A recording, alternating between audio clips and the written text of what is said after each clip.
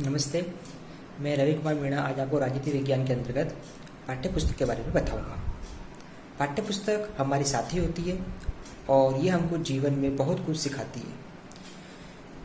शुरू से ही स्कूल विद्यालय स्तर से ही हम जीवन के विभिन्न चरणों में पाठ्य पुस्तक की सहायता से अलग अलग तरह का ज्ञान प्राप्त कर रहे हैं।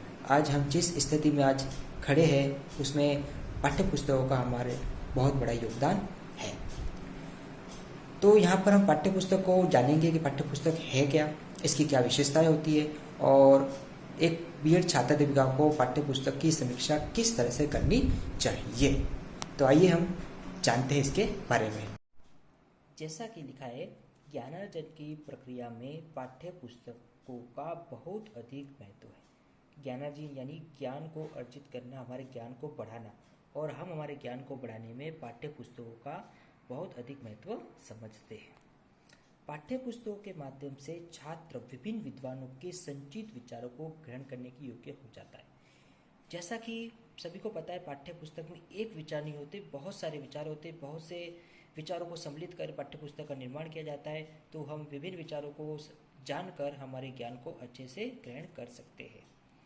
एक ही तथ्यों पर विभिन्न विचारों को भी हम जान सकते हैं। आजकल बहुत सी ऐसी सुविधा है जिसके माध्यम से हम जानकारियाँ प्राप्त करते हैं।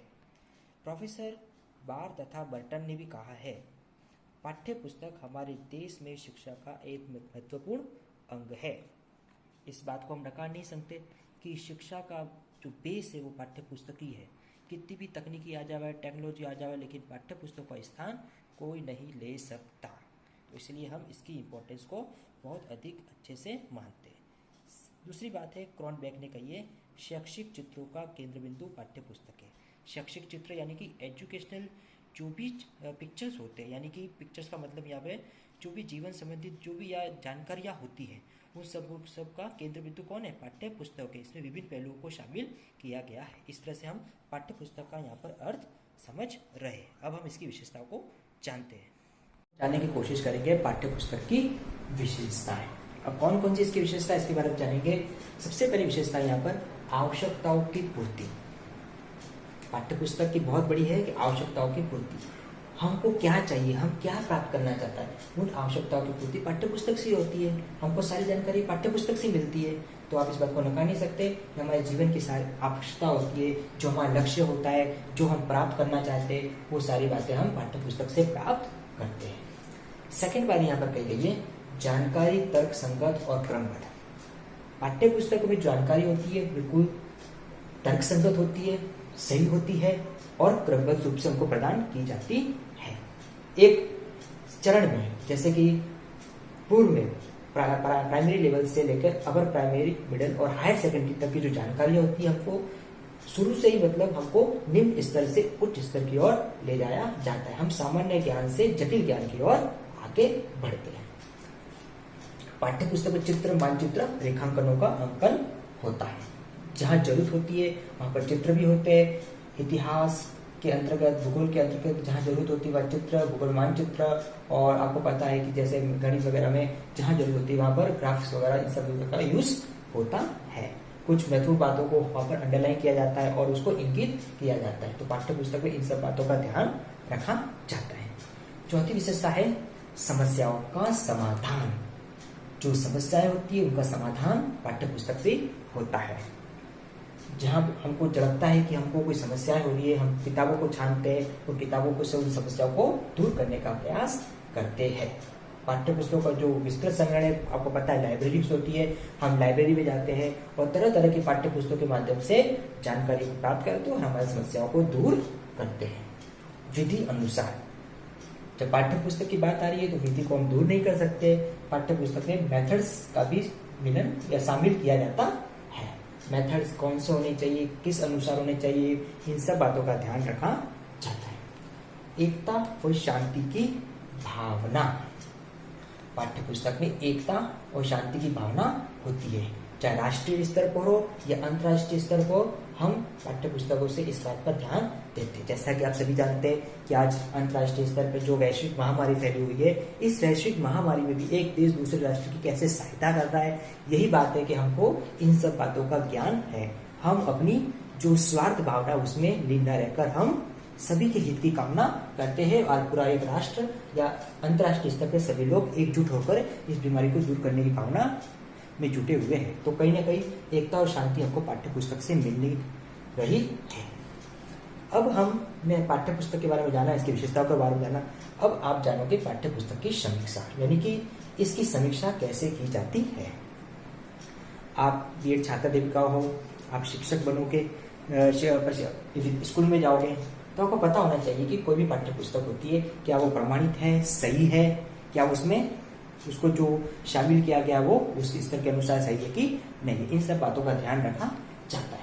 तो सबसे पहले पाठ्य पुस्तक की समीक्षा के लिए आपको ध्यान रखना आयु स्तर, कि वो लेवल के अकॉर्डिंग है कि नहीं है। 6ठी क्लास का लेवल और 8वीं क्लास का लेवल, 10वीं क्लास का लेवल और 12वीं क्लास के लेवल, उस लेवल के अनुसार जो बालक होते हैं उनको उनके अनुसार ज्ञान प्रदान करना ही पाठ्य पुस्तक में आता है। 6th क्लास के अंतर्गत सामाजिक विज्ञान विषय होता है, उसमें ही इतिहास, भूगोल, नागरिक शास्त्र, अर्थशास्त्र सारे विषयों का संग्रह होता है। लेकिन जैसे ही आप 11th-12th में जाते हो तो विषय अलग अलग हो जाते हैं। तो इस तरह से लेवल के अनुसार पाठ्य पुस्तक का ध्यान रखा जाता है। नेक्स्ट है आकार। मनोवैज्ञानिक कहते हैं कि पाठ्य पुस्तक का आकार बच्चों पर प्रभाव डालता है। अगर आपके सामने अचानक से कोई मोटी किताब आ जाएगी तो आपको उसको देखकर भय उत्पन्न हो जाएगा कि वो इतनी बड़ी किताब हमको पढ़ेंगे, लेकिन उसका आकार अगर हमारे आयु के अनुसार होगा तो हम उससे नहीं घबराएंगे। इसलिए ज्यादातर मनोवैज्ञानिक मानता है कि उसका आकार आयताकार होना चाहिए, जो कि सही है, जिसमें कंटेंट शामिल भी हो जाते हैं, वो ज्यादा बड़ी नहीं दिखती। नेक्स्ट है कवर और चित्र। ये बहुत बड़ा इफेक्टिव है कि बच्चे, जैसे भी आप भी जब छोटे थे तो आपको पता है जब किताब आपके हाथ में आती थी सबसे पहले आप उसमें चित्र देखते थे, कवर देखते थे कि मेरे तो ऐसी किताब है, लेकिन ये इस पे हमारे मानसिकता पर प्रभाव डालती है। इसलिए उसमें कवर और चित्र सही होने चाहिए। प्रकाशन सामग्री में लेखक और प्रकाशन दोनों आते हैं कि लेखक कौन है, प्रकाशन कौन है, इस बात का ध्यान रखा जाता है। राधा प्रकाशन, अरिहंत प्रकाशन, आगरा, जो भी है आप लोग पढ़ते हो अपने बीएड में, इस तरह प्रकाशन में आएगा। उसका राइटर कौन है, प्रोफेसर एस के दुबे, श्रीमती अनिला तिवारी कौन है, क्या है, इन सब बात का आपको ध्यान रहना चाहिए। फिर है प्रस्तुतिकरण। पाठ्य पुस्तक में प्रस्तुतिकरण किस तरह से है, उसका प्रेजेंटेशन किस तरह से, इस बात का ध्यान रखा जाता है। क्या उसकी भाषा सही है, सहज है, क्या हमको समझ में आ रही है, उसके अंदर किस तरह से भाषा का यूज किया गया है, वो उस बात का ध्यान रखा जाता है। उदाहरण किस तरह से, कंटेंट को समझाने के लिए कौन कौन से एग्जाम्पल लिए जा रहे हैं, इन सब बातों का ध्यान रखा पाठ्य पुस्तक में जाता है। मानचित्र, चार्ट, किताब कौन से विषय की है, उसमें मानचित्रों का संग्रह है कि नहीं, चार्ट का है कि नहीं, चित्र है कि नहीं, जो भी है इन सब बातों का ध्यान रखा जाता है। और अच्छी पाठ्य पुस्तक में उसके बाद अभ्यास प्रश्न और संदर्भ सूची जरूर दी जानी चाहिए। मैंने आपको पहले बताया संदर्भ सूची दी जानी बहुत जरूरी है कि आपको पता होना चाहिए कि पाठ्य पुस्तक में जो कंटेंट लिया गया है वो क्या, कहाँ से लिया गया है, किसने लिया है।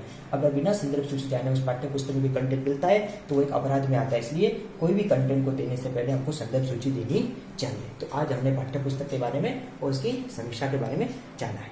Thank you.